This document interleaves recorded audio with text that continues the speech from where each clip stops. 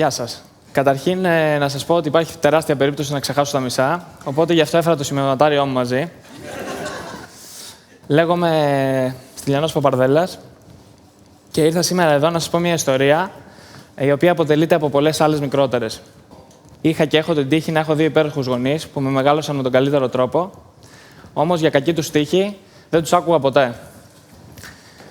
Έκανα πάντα το αντίθετο από ό,τι μου έλεγαν, πήγαινα σε γειτονιές που δεν έπρεπε, πίεζα τα όρια τα δικά μου και τα δικά τους. Ήταν ένα παιχνίδι το οποίο για κάποιο λόγο τότε δεν το καταλάβαινα γιατί το έκανα, αλλά με εγωίτευε και μου άρεσε. Στα 15 μου χρόνια διαγνώστηκα με καρκίνο και ήταν ένα γεγονός το οποίο μου άλλαξε τη ζωή. Όχι όμως με τον τρόπο που νομίζετε. Ήταν το γεγονός που με οδήγησε σε ένα υπέροχο μέρος. Στα 17 μου λοιπόν πήγα στην κατασκήνωση που λέγεται Barrettstown. Εδώ. Είναι μια κατασκήνωση που ίδρυσε ο Πολ Νιούμαν και εκεί για πρώτη φορά γνώρισα τη διαφορετικότητα. Έτσι λοιπόν αποφάσισα, μετά από ένα χρόνο, είχα ενηλικιωθεί, να γυρίσω πίσω σαν εθελοντής. Και έτσι έκανα το πρώτο μου ταξίδι. Βρέθηκα για μία μέρα στο Δουβλίνο, με πάρα πολλά πράγματα, σαν άπειρος ταξιδιώτης τότε. Νομίζω μόνο το κομμωδίνο μου δεν είχα πάρει για να νιώθω άνετα.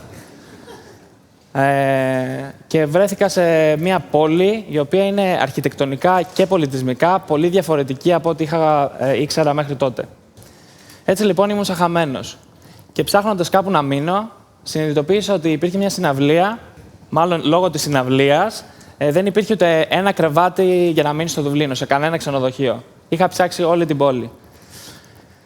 Όμως, όντως κοινωνικό είχα πιάσει κουβέντα με ένα παιδί το οποίο δούλευε σε ένα ίντερνετ καφέ που πήγαινα κάθε λίγο για να μιλάω με τους γονείς μου και τους φίλους μου και να νιώθω άνετα. Κάποια στιγμή έφτασε 11.30 ώρα, δεν είχα που να μείνω. Αποφάσισα ότι θα κοιμηθώ έξω. Του το είπα και μου είπε έλα στο σπίτι μου. Έτσι λοιπόν κατάφερα να κοιμηθώ κάπου. Πήγα στην κατασκήνωση και εκεί γνώρισα άτομα πολύ διαφορετικά από ό,τι είχα γνωρίσει μέχρι τώρα. Νέα παιδιά, οι εθελοντές, οι εργαζόμενοι, νέα παιδιά, πολύ δημιουργικά, ταξιδιώτες με πολλή ενέργεια.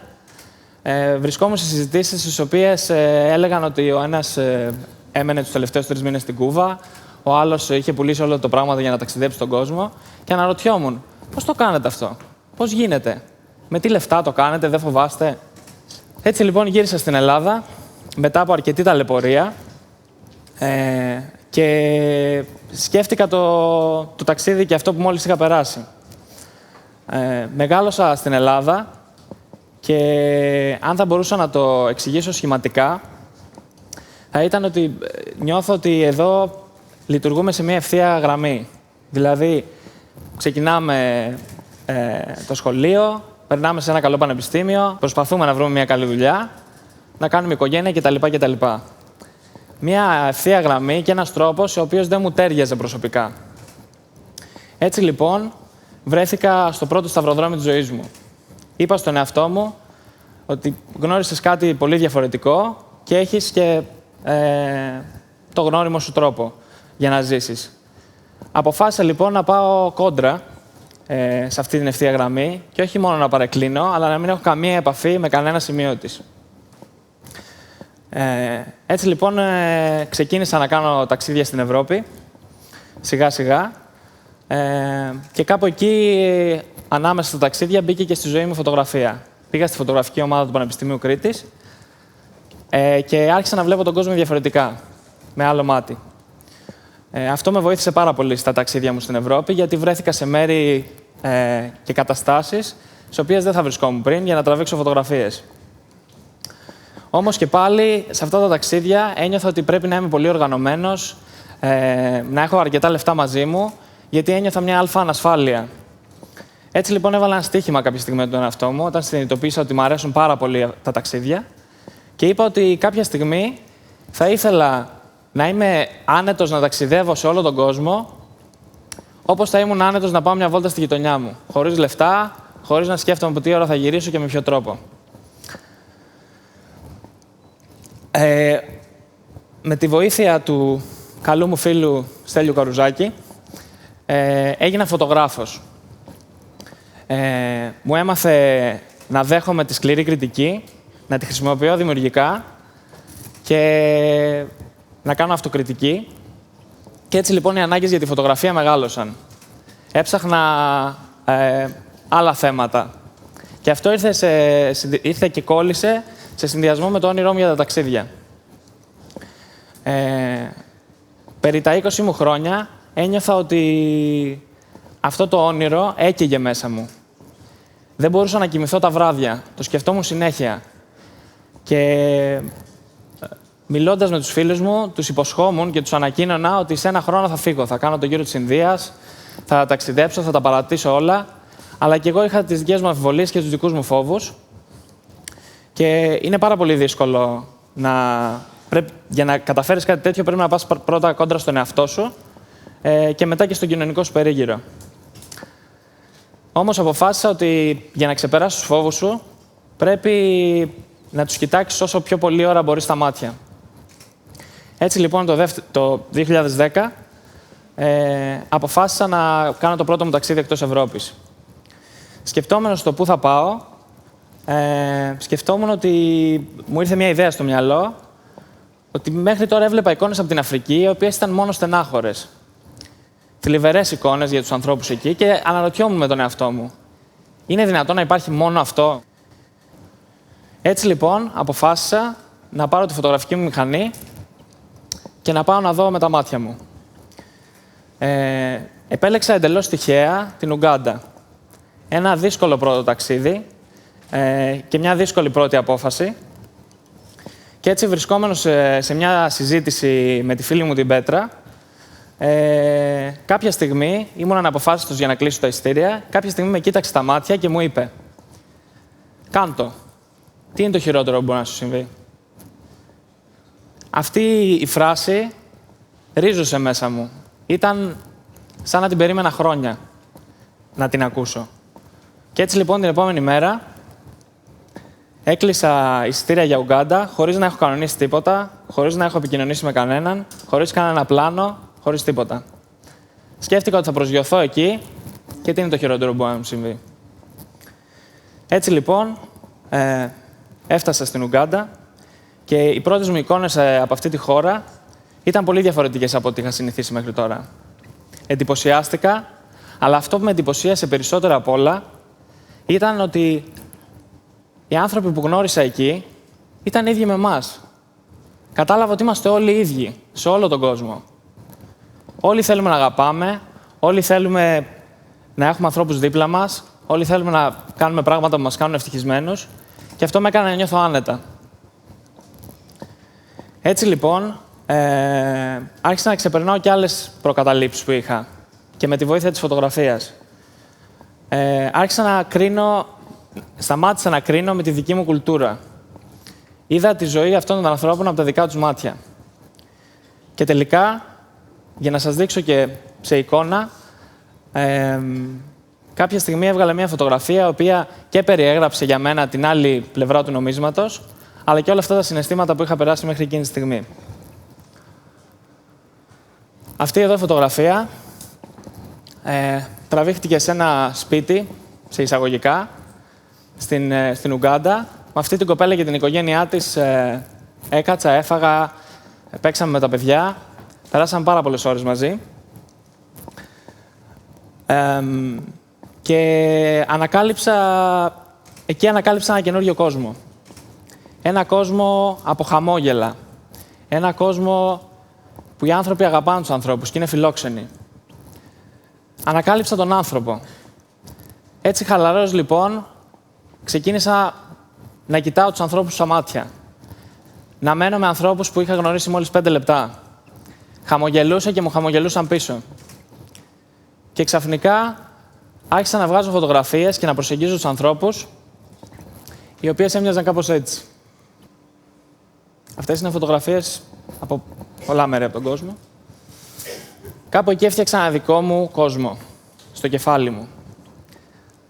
Είπα στον εαυτό μου ότι θα εμπιστεύομαι τους ανθρώπους. Δεν με νοιάζει πόσες φορές θα με κλέψουν, πόσα κακά θα μου τύχουν, εγώ εμπιστεύομαι τους ανθρώπους.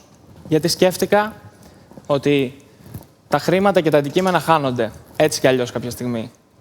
Η ηρεμία μέσα στο μυαλό μας και η ασφάλεια που νιώθουμε όταν έχουμε εμπιστοσύνη προς τον συνάνθρωπο δεν χάνεται ποτέ.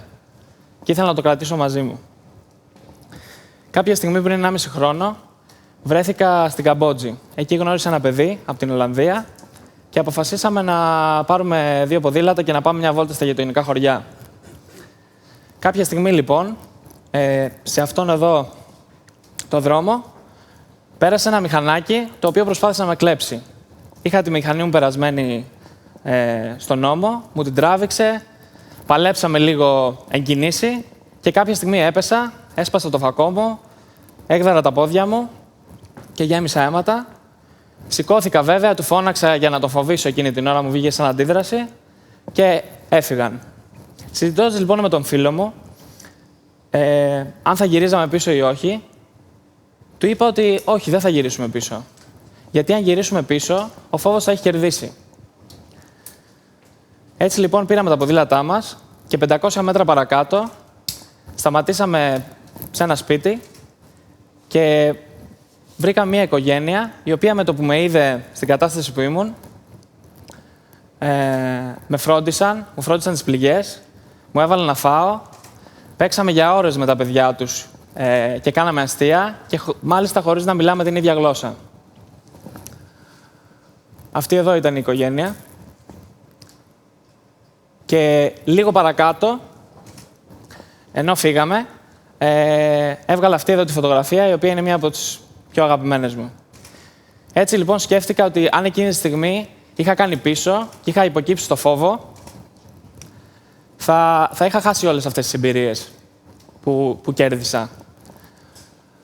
Ξέρω ότι είναι δύσκολο και στην καθημερινότητά μας πολλές φορές χάνουμε την εμπιστοσύνη μας στον άνθρωπο. Αλλά θα σας παρακαλέσω να μην τη χάνετε.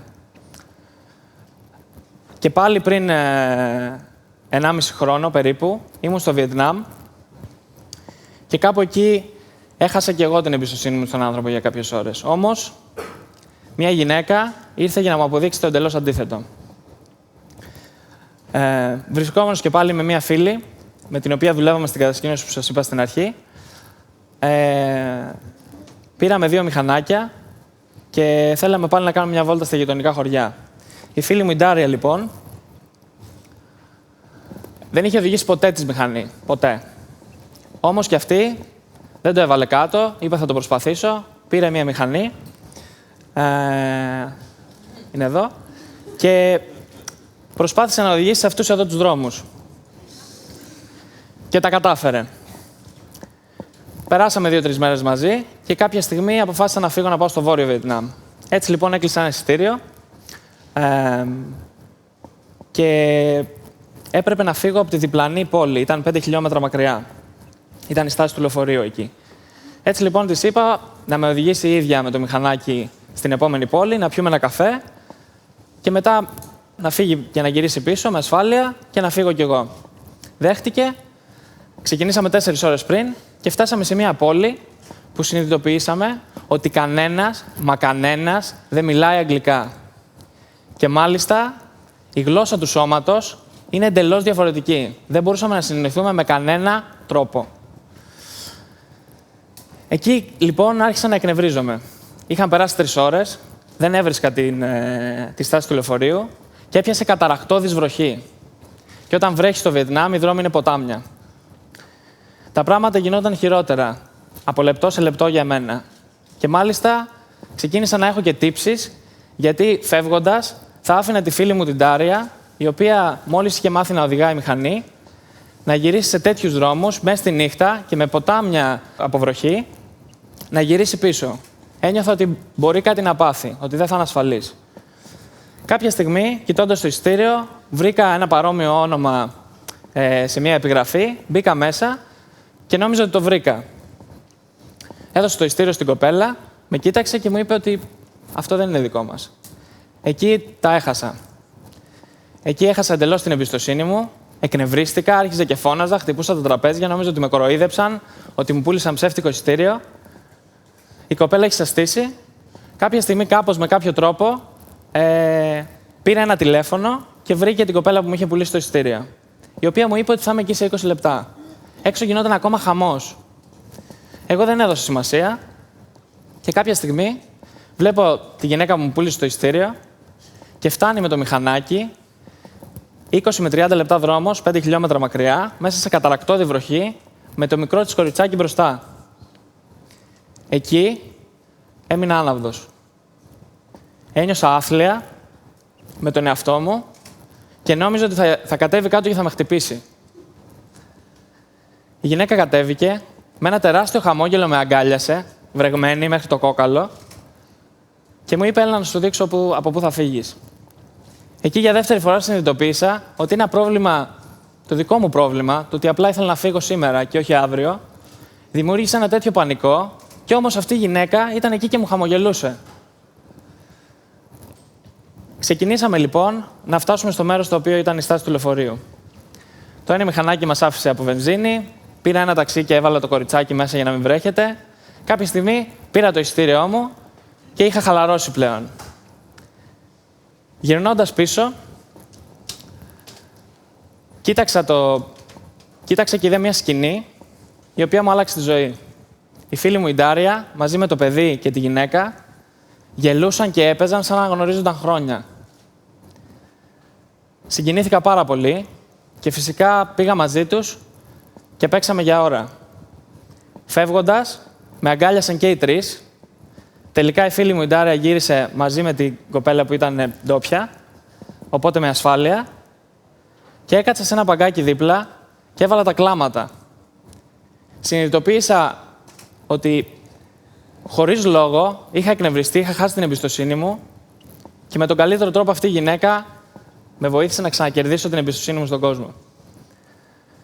Και σαν κερασάκι στην τούρτα, ένας τύπος από δίπλα που δεν τον ήξερα, με είδε ότι έκλαιγα και ότι ήμουν αναστατωμένος και μου έφερε ζεστό τσάι. Γι' αυτό λοιπόν σας λέω, ελάτε να μην χάνουμε την εμπιστοσύνη μας στον άνθρωπο. Σε αυτές τις στιγμές που ζει η χώρα μας αυτή τη στιγμή, είναι πολύ εύκολο. Αλλά θα ήθελα να σκεφτόμαστε ότι κάθε τέλος του κόσμου είναι μια καινούρια αρχή. Σταυροδρόμια θα υπάρξουν πολλά στη ζωή μας. Σήμερα είμαι φωτογράφος, αύριο δεν ξέρω. Το θέμα είναι ότι κάνουμε να το κάνουμε με αγάπη, με πάθος και με σεβασμό προς τον άνθρωπο. Και υπάρχουν τόσα πράγματα που μπορούμε να βρούμε και να αγαπήσουμε. Και θα κλείσω με μια συμβουλή που μου έδωσε ένας παππούς κάπου στο Λάκκο, στο Ηράκλειο. Με κοίταξε στα μάτια και μου είπε: «Γέ μου, πιες τη ζωή σαν ένα παγωμένο ποτήρι νερό το καλοκαίρι». Ευχαριστώ.